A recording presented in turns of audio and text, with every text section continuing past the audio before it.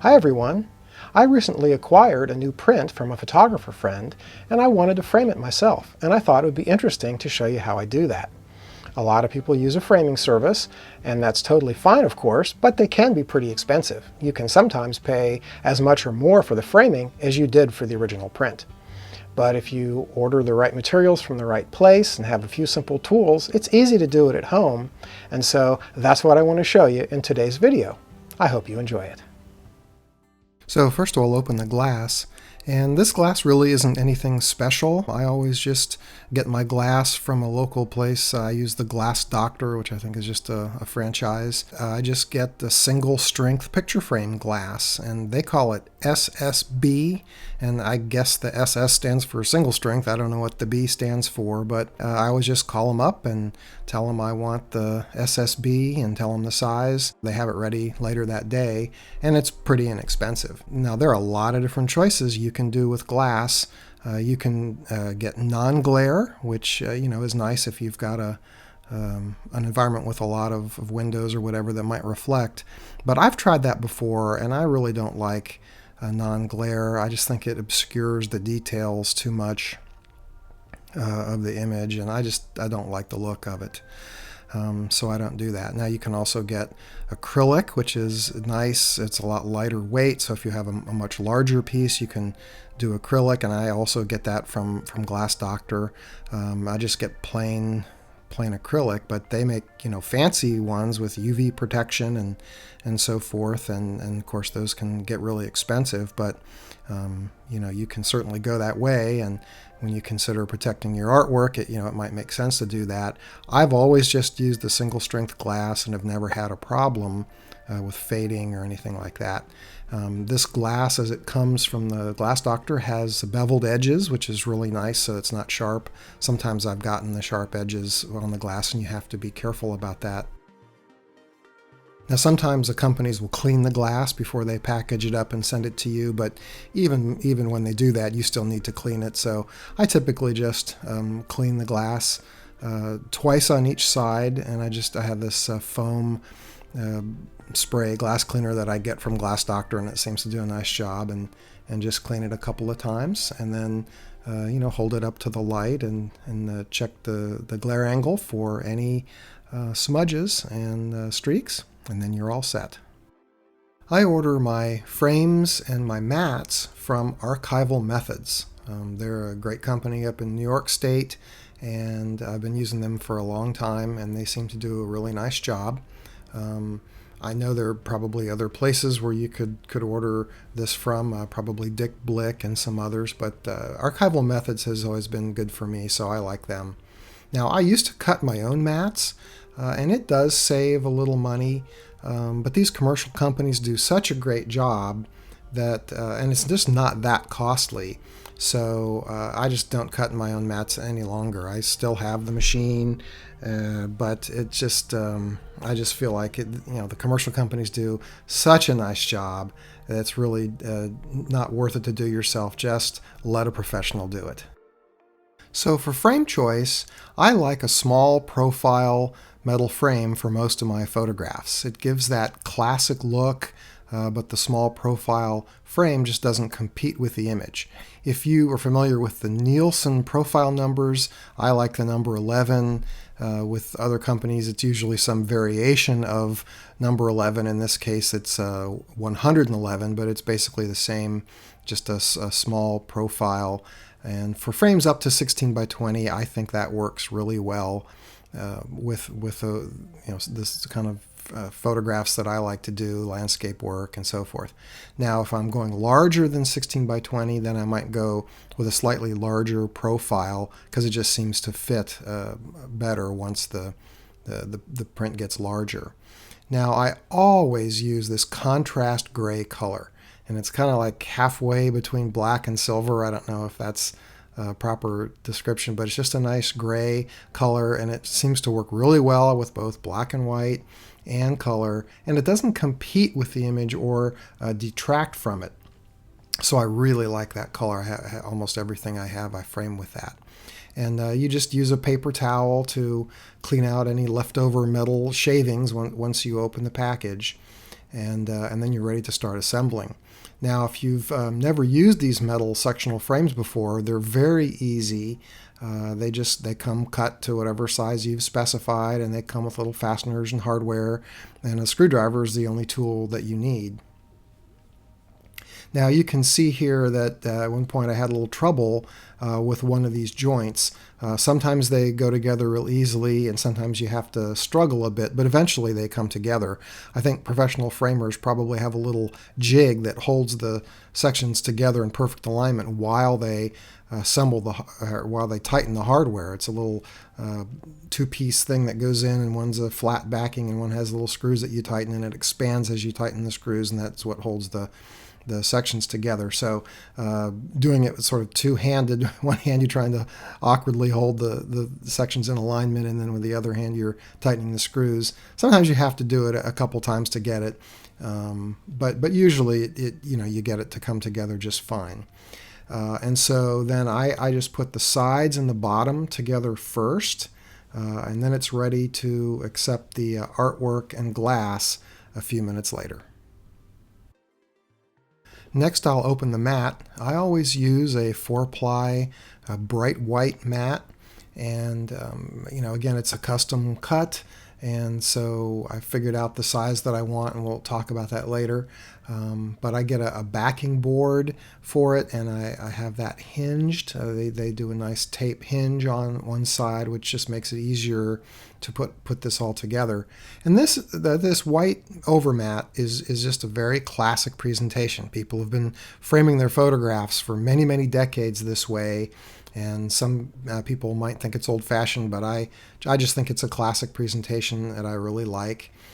Some people like it fancier, with colored mats and so forth, but I just like that nice clean look. It protects the artwork without competing with it, lets the artwork shine on its own. And I think these white overmats look really great with both black and white and color. I thought I'd walk you through the ordering of the custom mat. So this is Archival Methods custom mat cutting page, and so at the top you can see you just can choose which mat type you want, and I always just choose that bright white museum board 4-ply. And then for the backing, I chose this foam board, acid-free, which is nice. And so then you just put in the dimensions, and in this case it's 18.5 by 21. And we'll talk about how I arrived at those dimensions a little bit later. Inside the opening, so now you just put what the window opening size that you want to put in there. And in this case, it's 13 by 16, and that allows a ½ an inch around all sides of the 12 by 15 image area. Now I don't want it centered, I want it bottom weighted a little bit, which gives that classic look, just a little more weight on the bottom. I tell them I want the hinge on the long side, and then what's neat is they give you this picture here. Now it's not to scale, but it lets you see what you wanted. Just make sure you get what you wanted here. So you can see I have 2.5 inches on the top and the sides, and then 3 inches on the bottom, and that gives that little bit of a bottom weighting. And so I think it's really nice to have this visual confirmation of exactly the size that you're getting. And so then, when you update the price, you can see it's just $20.20. I just think that's really reasonable for a nice, beautifully cut, clean cuts, clean edges, just a perfect job. And there's just no other way to go, I think, than to have a company like this cut a very nice mat for you. So now it's time to finally show you the print and start to get it mounted. And so I just lay the print in there, and this is where you when you lay the mat, the overmat down for the first time, you get to see whether all your measurements and calculations were exactly right. Anyway, I always just line this up by eye. In other words, just getting the print lined up perfectly so that it's equidistant all the way around in that opening. You could measure it, but I just like to eyeball it, And you just take a few minutes and slide it back and forth, and then finally get it lined up exactly the way you want it. And once you have that positioned exactly the way you want, then you just use some framers weights, little rice-filled bags to weight it down, and that keeps the mat in position while you actually do the mounting. Now, there are different choices of mounting. You can certainly make a permanent mount, and I do this with some of my prints, where you actually physically adhere the print to the backing board. That makes it perfectly flat, and what's great about that is there's no waviness, no ripples when you look at it on a glare angle, and so that's very nice. But in this case, since it's a smaller size print, I decided I would just use mounting corners. And this is one of the ways that's sort of a non-permanent mounting. Nothing actually adheres to the print itself. So you just affix these little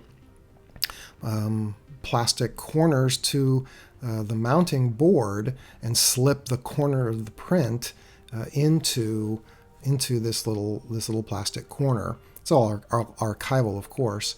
Now, there's another way to do it. You could do a T-hinge, and that's where you affix some tape to the top back side of the print, and then tape across that to the board, and the print just sort of hangs that way. But in this case, I just didn't want to stick anything to the print, so I used the little plastic corners, and they work really well. Allows you to remove the print from the matting, the mounting, if you want to, and those little corners allow the print to expand or contract a little bit with humidity and temperature changes if you need to. Now, I have boxes of various sizes of these mounting corners from Light Impressions, which is out of business now, but Archival Methods makes these as well. And they're just little adhesive back, and you slip them over the edge of the corner of the print and then stick them down to the backing, and so it just holds the print very nicely. Now, this particular print has some wide borders, and it's almost just as wide as the mount that I've specified here.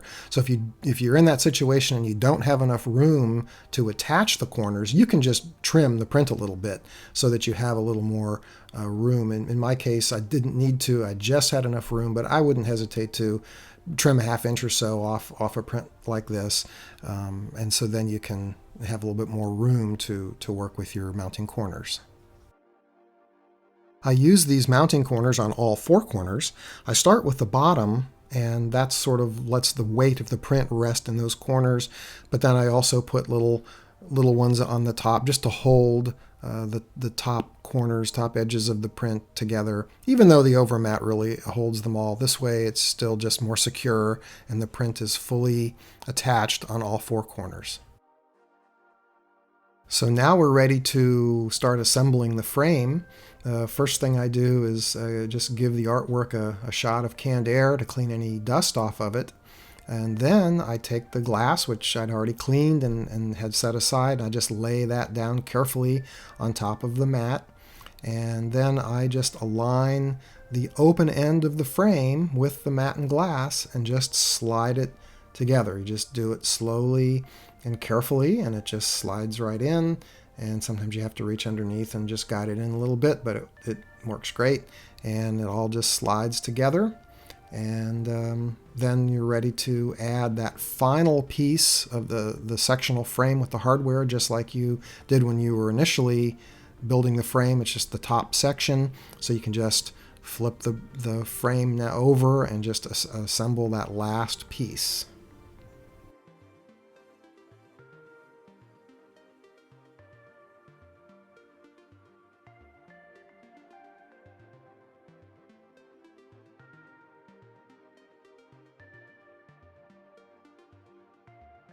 The next step is to add the spring clips and the little hardware packet that comes with 8 clips, so I just put 2 per side and just sort of space them out. If I have a larger piece, then I need to have more spring clips, maybe 3 or 4 per side, and that just holds the mat flat against the glass so you don't get any gaps there. Now then you want to add the picture frame or the picture wire hangers, and there's no really right or wrong distance or spot to put these. It just needs to be above the center line of the frame and be even on both sides. I've just always arrived at the length of my screwdriver down from the top. Is it just sort of a nice distance, so I just use the screwdriver to measure that and just put the hangers the same on both sides, and it works well. Somewhere I would say around 1/4 or 1/3 of the vertical distance down from the top seems about right. Now the hardware kit doesn't come with wire, so you do have to purchase that. And they now have this really neat coated wire, which I really like because it doesn't poke your fingers and it really looks clean and nice. But I have this old roll of bare stranded wire that I've had forever, so I just keep using that until it's done. You don't want to tighten your wire too tight or too loose, but make it long enough that you can get your arm and hand back behind the frame to find the hook on the wall and slip the wire onto the hook when you go to actually hang it. If you make that wire too tight, it'll be too hard to get your hand back there. There won't be enough play and gap to do that. Now the hardware packet came with these little foam bumpers that you attach to the 4 corners of your frame, and that protects the wall from getting scratched. And sometimes the adhesive on those bumpers doesn't work quite right, or they tear apart as you're pulling them off the backing. So I have a box of my own little bump-on bumpers, and I just use those and put those on each one on each of the 4 corners, and that not only protects the wall, but it kind of grips the wall a little bit, and so it doesn't let the print slide around once it's hanging on the wall. So that's the finished piece, and a big thanks to Ben Horn for such a beautiful print. I really, really love it. And here is just a little snapshot of where I have this print hanging. Just one of the little areas in my house where you can see Ben's beautiful print. And if you look carefully, you might notice a few other photographers in this little grouping, and see if you can figure out who these other landscape photographers are.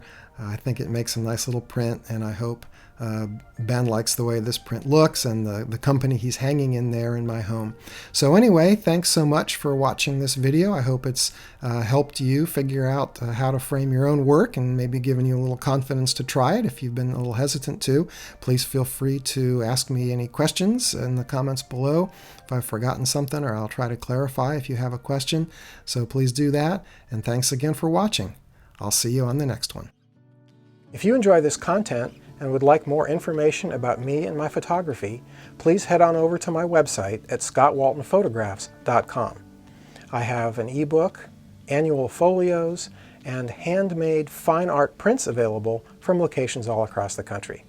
Thanks so much for checking that out.